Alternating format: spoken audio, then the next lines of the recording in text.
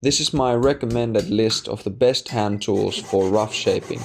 They can help reduce the workload by hours and allow you to save your hands and energy for the more intricate parts of carving. And on top of that, these tools are quite affordable and don't require a workshop. Number 4, an axe. If you're starting projects with larger pieces of wood, an axe is a good tool to have. How I use my axe for wood carving preparation is a little bit different from just chopping firewood. This is a gentler and more precise way to split wood. I often saw a tiny crack, jam the corner of the blade of the axe into it, and then just basically use the axe like a hammer. Number 3, a clamp. A clamp, especially this kind of a big one, is very helpful for sawing difficult angles. It offers stability and safety, and I almost never even clamp the piece of wood to the table. A heavy clamp can be almost enough to keep the piece of wood in place on its own. Then just a little bit of support like this does the remaining job, and the supporting hand is far from harm's way. A clamp is also very useful for gluing if you manage to break something.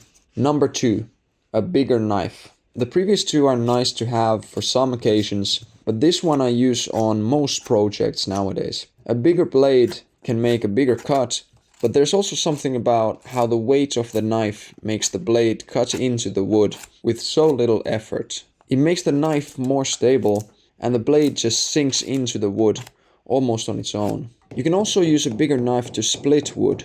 Compared to an axe, a knife allows you to take off thinner slices. However, this requires the knife to be quite thick and strong, not your typical carving knife, but more like a bushcraft or a hunting knife. In Finland, we call this puukko, and there's a decent selection of them in every hardware store around here for like 10 euros or even less, but apparently that's not as much of a thing outside the Nordic countries. The Swedish Murakniv probably has the best availability in the US and elsewhere. No need for anything fancy, the plastic handle ones are very good. Number 1, the Japanese saw. The Japanese saw is probably the most essential one of these for me.